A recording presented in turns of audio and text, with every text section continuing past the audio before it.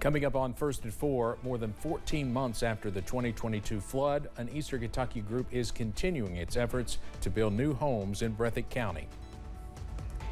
And the Trump organization prepares to go on trial in a New York City courtroom.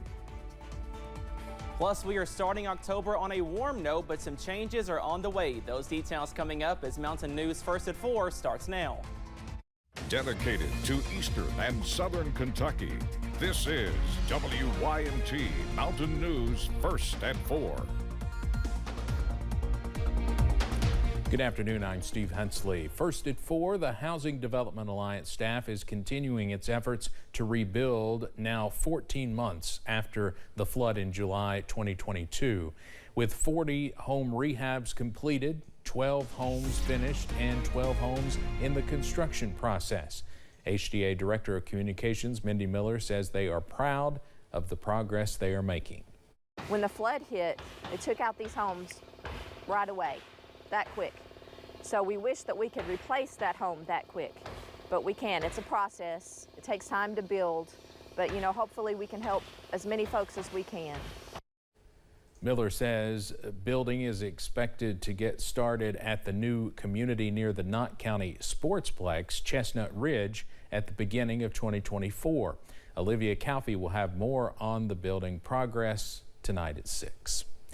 One Eastern Kentucky World War II veteran is celebrating a very special day. Oakley Hacker served in the U.S. Navy during World War II, and today is his 107th birthday. Yes, I said 107. Friends and family gathered at the Eastern Kentucky Veterans Center in Hazard to celebrate the day. Senate President Robert Stivers was among those honoring Thacker.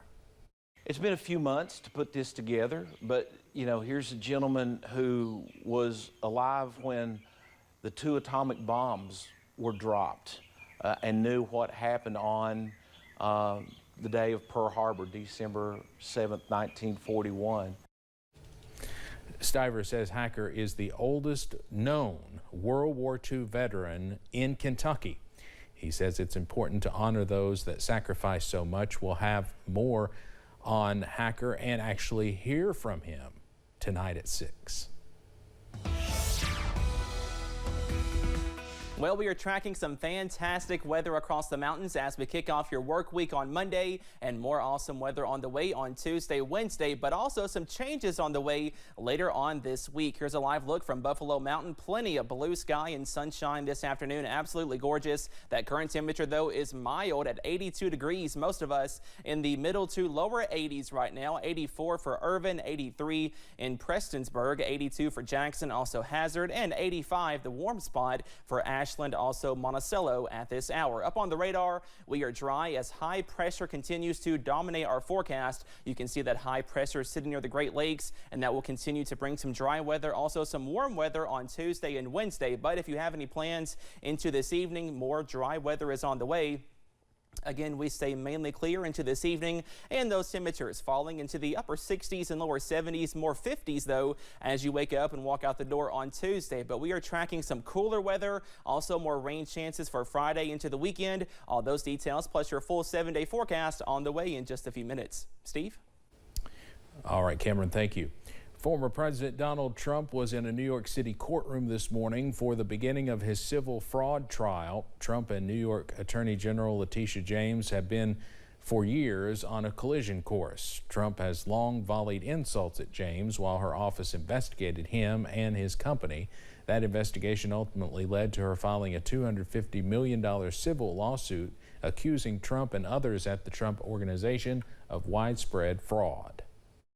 This is a continuation of the single greatest witch hunt of all time. We have a rogue judge who rules that properties are worth a tiny fraction, 1/100th, a tiny fraction of what they actually are. This summer, a New York appeals court dismissed allegations related to Ivanka Trump, ruling that they involved contracts from too long ago. We'll have much more about this on Mountain News beginning at 5:30. Speaker of the House Kevin McCarthy spoke briefly outside his office today about the last-minute deal made over the weekend to avert a government shutdown. The deal buys a little more time for the House to come to an agreement, but McCarthy's choice to work with Democrats to get a short-term spending bill passed now puts his job in jeopardy. Congressman Matt Gaetz says he will begin the process to oust the California Republican. I would have thought you'd have enough votes to pass a continuing resolution with the government about to shut down, where you're securing the border, you're cutting spending, and you couldn't get enough votes for that. So each day is a different day. The short-term spending bill gives members of the House a little more than a month to reach a long-term spending bill agreement before the countdown to a shutdown begins again just before the holidays. Coming up on First at 4, Homeland Security officials say they are dealing with a spike in the number of unlawful border crossings into the United States. Plus, we are tracking showers to increase for the end of this week. The details on rain chances coming up after this break.